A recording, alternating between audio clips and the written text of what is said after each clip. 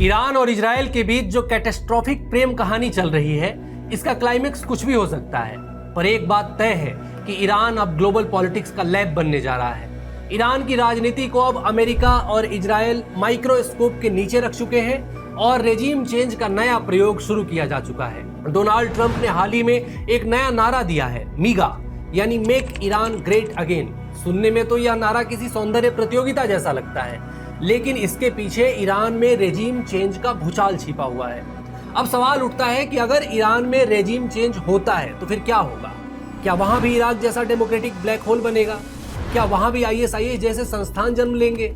इतिहास तो कम से कम यही बताता है कि जब अमेरिका ने इराक में तख्ता पलट किया, लीबिया में तख्ता पलट किया, तो वहां सिविल वॉर और ISIS जैसे आतंकवादी संगठनों ने जन्म लिया। क्या ईरान में भी यही होगा? ईरान की इस्लामिक रिवोल्यूशनरी गार्ड कॉर्प्स यानी IRGC बेहद शक्तिशाली फौज है। ईरान में सैन्य शासन भी आ सकता है।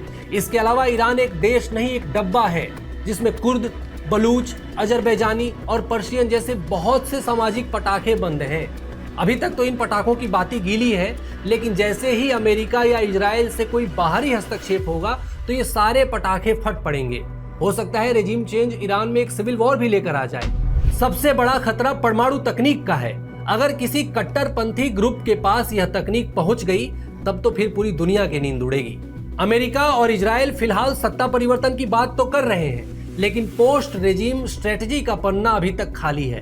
क्या रजा पहलवी आएंगे या फिर वही पुराने लारीजानी साहब आएंगे जो हर संकट में नए मुखौटे पहन लेते हैं? जब भी आप सत्ता हटाएंगे तो एक वैक्यूम बनेगा, और वैक्यूम में से क्या निकल कर आएगा इसका अंदाजा किसी को नहीं है।